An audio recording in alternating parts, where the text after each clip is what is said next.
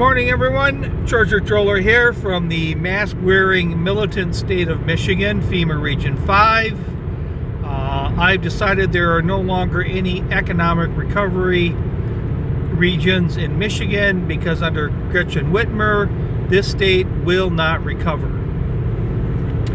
So I was watching the live cast of Lamont at Large, formerly known as Black Bigot, formerly known as Black Bugatti, currently, I guess as of today, Black Bigelow. Someone asked if I was going to do a vlog on Ruth Bader Ginsburg. So I guess today is that vlog. I said I wanted a couple days to think about it. So here's the vlog.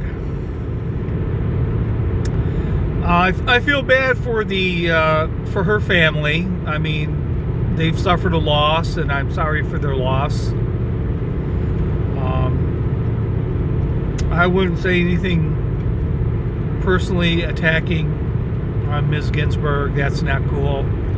I saw a lot of the vitriol that was thrown at Rush Limbaugh in articles that when he had come out and announced that he had cancer, and those classless reprobates. I would never, ever put myself in the same categories as those subhuman beings. So I'm very sorry for the loss of the Ginsburg family.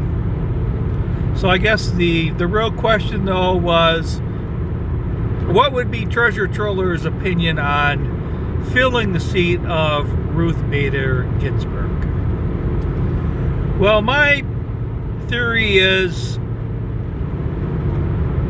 there's a lot of different political aspects to this. First, of course, you have the crazy left saying we're going to burn everything down. We'll burn it down. They want to protest at people's houses. So I guess the first question is, just how does that play? Does it play well with, say, 90% of the American public? Is it almost a good thing to have them out there? I think everyone's kind of tired of it. They're not even on the news anymore. These protests don't even make the news. The only way to see any of these protests is on Periscope. A couple of people Periscope the protests. That's the only way you see them anymore. Nobody wants to deal with them. So it's not necessarily a bad thing to keep these people guessing. The next thing is there's nothing the Democrats can do if they want to elect a Supreme Court justice. There's absolutely nothing they can do. So that leaves maybe 3 or 4 senators that maybe have a bit of a quandary to vote for up or down for a new justice before the new Senate takes the new Senate comes to order in January. So you got to remember, they can still put someone in that seat after the election between November and January. So there's nothing that they can do. Like I said, Murkowski and Collins are two that, will get pinned up to the wall again by that crazy senator from California. I can't think, Feinstein. She'll pin him up against the wall again. So I think for them to calm their nerves, I think what they should do is they should run this thing. They should run the play. They should run we're going to elect somebody. They should send the nominees up. They should select somebody, and they should see how it plays with the American public. And if Murkowski isn't going to get a lot of backlash, she may go ahead and vote before then.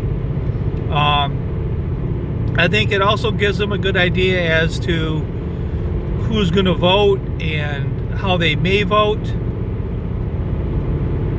So I think they just need to play this out like it's going to happen, and then start figuring out where their the constituents from those states feel. I know there's been a couple of people that they've brought up. I can't think of the one chick's name, that Bennett or something. She was up before Kavanaugh, or in consideration with Kavanaugh. She's more of taking the traditional route of Supreme Court justices, where they get the appointment, they clerk for a justice, and they take that route. There's another lady, I think Longo, something like that, from Florida, who was in private practice and then became a judge. Her parents are from Cuba, so they've got the whole female Hispanic thing working, and a bit of a maybe non-conventional pick, in the sense that didn't really clerk and didn't want to make their way through there. And these clerks, I almost kind of feel like they work for these justices, and they say what they need to say in order to get the job. And there's just been so many of these people, so many of these Supreme Court justices that just turn out to not be.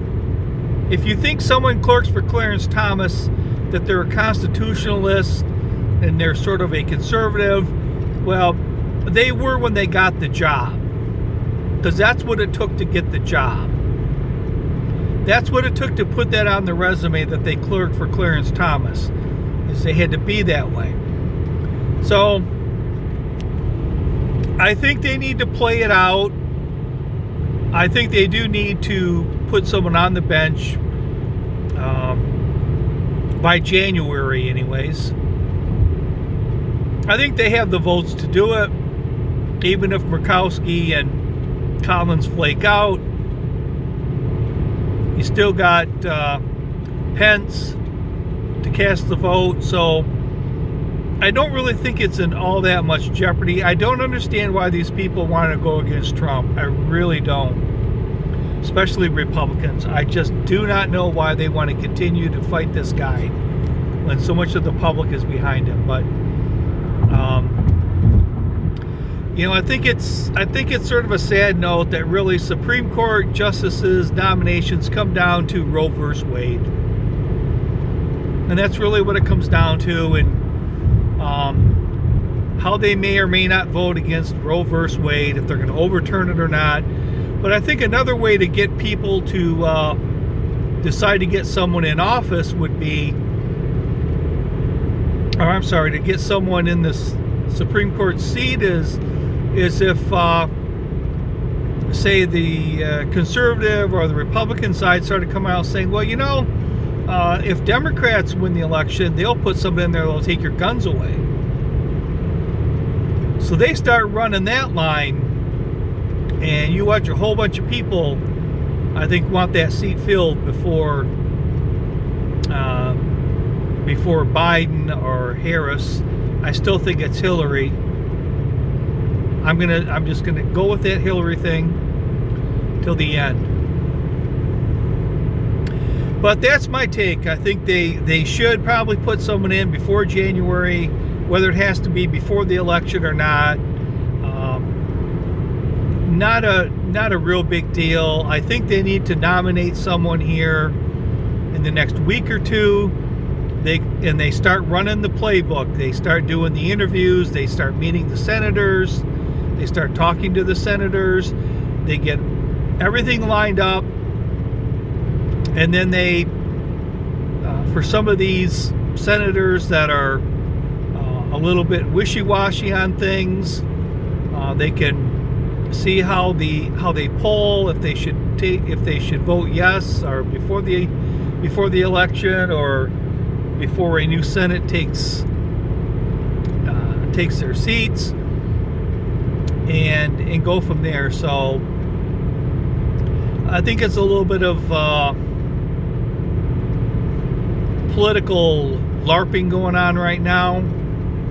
They just got to run the play and or act like they're going to run the play and then snap the ball before January. So there's my take on Ruth Bader Ginsburg. I'm going to try to post another YouTuber in here.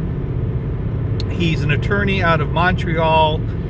He has a guest on all the time by the name of Robert Barnes. He's on a couple of other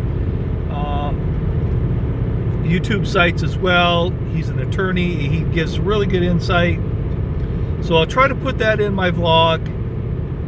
And that's it for this vlog. So this is George Stroller saying aloha and good day.